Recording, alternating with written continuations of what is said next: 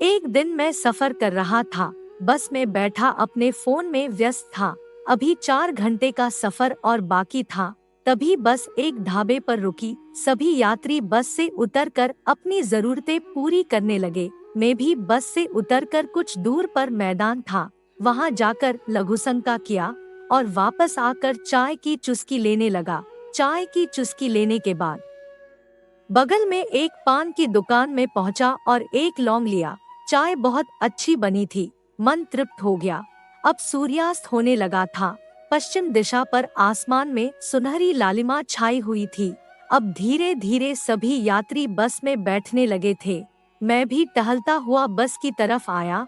तभी एक 4 साल की बच्ची मेरे पास आकर पैरों में लिपटी और पापा पापा कहने लगी। मैंने उसे बड़े प्यार से देखा और गोद में उठा लिया और पान की दुकान में जाकर टॉफी खरीदी और उसे दिया। वो खाने लगी। मेरी नजरें चारों तरफ देख रही थी कि बच्ची किसकी है, लेकिन चारों तरफ देखने के बाद ऐसा कोई नहीं दिखा जिसे देखकर मैं अनुमान लगा पाता।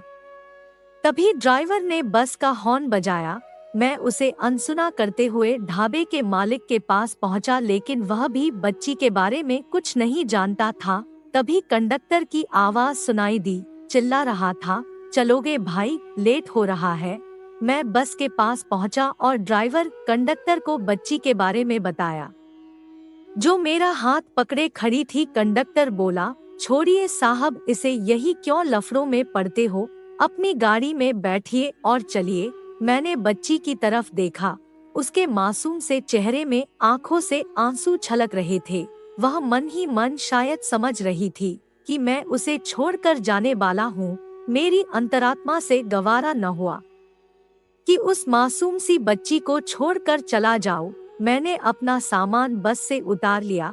कंडक्टर ने हैरानी भरी नजरों से मुझे देखा पर कुछ बोल ना पाया और वहां से बस चली गई। शाम के 8 बजे मैं बच्ची को लेकर पुलिस स्टेशन में बैठा था। मैंने शांति से सारी बात पुलिस से बताई। पुलिस वाला बड़े निर्लिप्त भाव से देखता रहा और बोला, भाई साहब, मैंने आपकी जानकारी दर्ज कर ली है, इस बच्ची की फोटो भी ले ली है।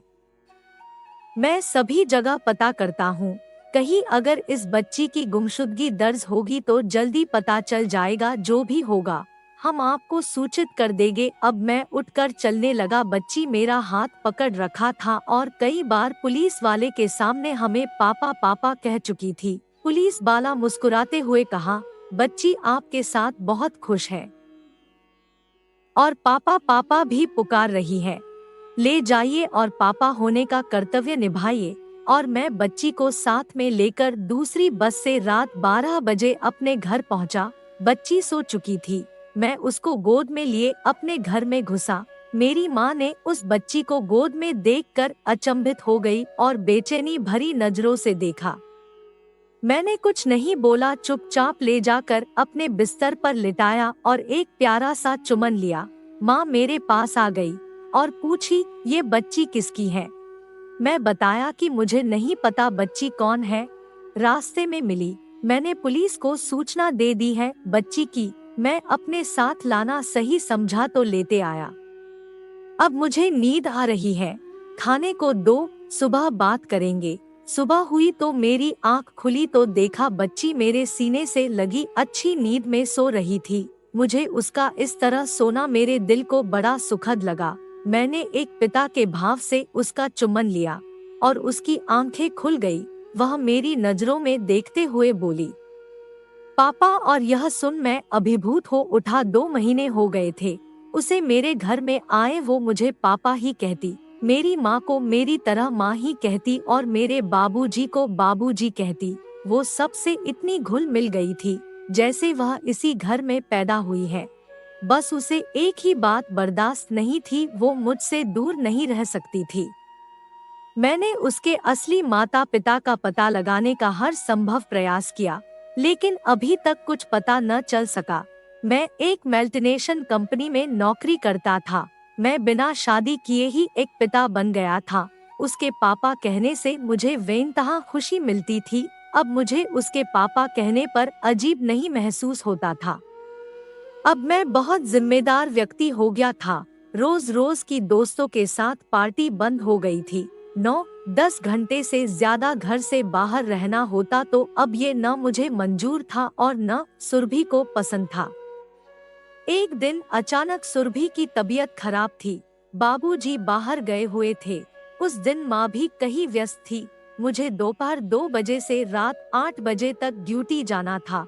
मैंने उसे गोद में लिया और डॉक्टर को दिखाया, दवा लेकर उसको खिलाई और उसे लेकर ऑफिस पहुंच गया। उस दिन पूरे स्टाफ को पता चल गया कि मेरी एक बेटी है जो बहुत प्यारी है। हम उसे बहुत प्यार करते हैं।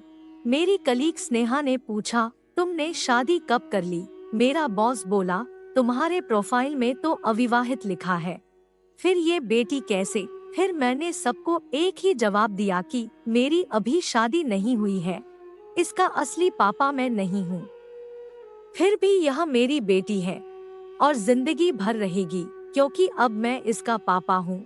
इस तरह 3 साल बीत गए लोगों को जवाब देते, और सुरभि क्लास पहली की स्टूडेंट के साथ साथ पढ़ाई खेल कूद में अव्वल रहने लगी। जब वह मुस्कुराती तो मेरे दिल में खुशियों की बारिश होने लगती। उसकी हर इच्छा अब मेरी इच्छा होती, उसकी खुशी मेरी खुशी होती। इस बीच मेरी पीएचडी पूरी हो गई और दिल्ली के एक बड़े संस्थान में अच्छी नौकरी मिल गई।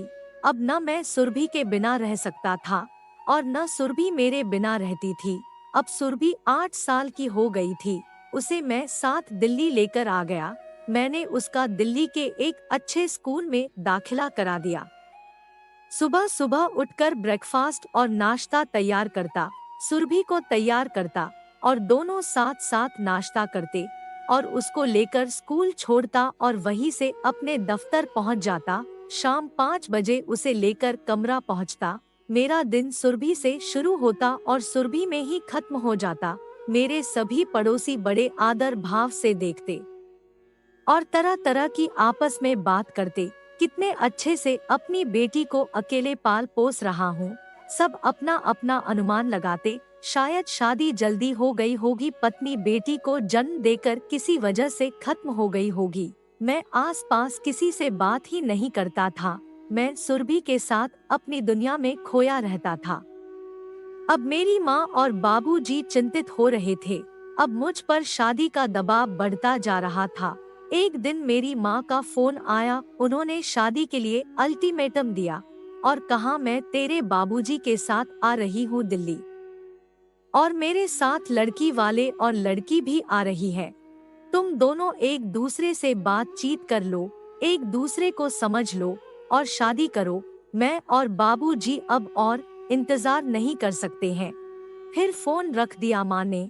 एक हफ्ते बाद मेरी माँ, बाबूजी, उनके उम्र के एक अंकल, उनकी पत्नी और साथ में 25 साल की एक खूबसूरत लड़की, सभी लोग मेरे फ्लैट में आ गए और डोरबेल बजी। सुरभि ने दरवाजा खोला और सामने माँ बाबूजी को देख खुश हो गई और बाबूजी की गोद में चढ़कर चिल्लाने लगी, पापा पापा। बाबूजी और माँ आ गए। मैं बाथरूम में नहा रहा था। जल्दी से तौलिया लपेटकर मैं बाहर आया और 3 अजनबियों को सामने देखकर सकपका गया। अभी मैं आकर चुपचाप खड़ा ही था कि माँ के साथ आई वो औरत ने पूछा, आपके एक नातिन भी है? आपने हमें पहले बताया नहीं।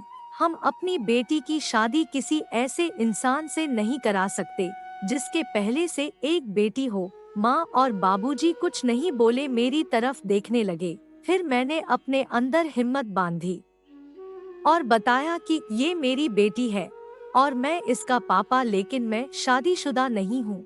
मेरी बात सुनकर अब तो और सब हैरान थे। मैंने सबको आराम से बैठने के लिए कहा और सबके लिए नाश्ता पानी का बंदोबस्त किया और दोपहर के खाने का ऑर्डर कर दिया। सामने सोफे पर वो 25 साल की लड़की अपने पापा मम्मी के साथ बैठी थी। मेरे दोनों तरफ माँ और बाबूजी बैठे थे और सुरभि मेरी गोद में बैठी थी। चाय अब सब पी चुके थे। इतने में सुरभि मेरी गोद से उठी और टेबल में रखी ट्रे को लेकर किचन में जाने लगी। तभी वो लड़की उठी और कप प्लेट और अन्य सामान लेकर सुरभि के साथ किचन में चली गई। इधर धीरे धीरे शादी की बात सीरियस मोड़ पर पहुंच चुकी थी। हम सभी पिछले 40 मिनट से यही बात कर रहे थे। उधर वो लड़की और सुरभि न जाने किचन में क्या कर रहे थे। लड़की के पिता और माँ दोनों शादी के लिए तैयार नहीं थे। मुझे भी अभी कोई दिलचस्पी नहीं थी और इतने में डोर बेल बजी। जब तक मैं उठने को सोचता, वो लड़की आई और खाना रिसीव कर वापस किचन में चली गई। सुरभि के साथ उसने सबको खाना लगाया और वो लड़की फिर सुरभि के साथ किचन में चली गई। उन दोनों ने वही खाना खाया। अब बातचीत अपने अंतिम पड़ाव में आ गई और लड़की की माँ ने बहुत तेज आवाज में बोली कि हमें ये शादी मंजूर नहीं है। कुछ वक्त के लिए सन्नाटा सा छा गया। इतने में सुरभि को गोद में लिए वो लड़की किचन से बाहर आई और बोली, मुझे शादी मंजूर है। मैं हैरानी भरी नजरों से उसे देखने लगा। वो मेरे पास आई और बोली, मुझे आपकी पत्नी बनने में उतनी दिलचस्पी नहीं है। मैं सुरभि की माँ बनना चाहती हूँ। मैंने सुरभि को देखा तो वो उस लड़की की गोद में लिपटी मुस्कुरा रही थी। मैं क्या करता जब वह लड़की सुरभि को माँ के रूप में स्वीकार थी, तो मैंने भी उसे अपनी पत्नी के रूप में स्वीकार कर लिया और हम दोनों की शादी हो गई। अब हम दोनों सुरभि के साथ एक खुशहाल जिंदगी जी रहे हैं। मेरी स्टोरी आप लोगों को कैसी लगी कमेंट करके जरूर बताएं दोस्तों, और चैनल को सब्सक्राइब जरूर कर ले। जय हिंद दोस्तों।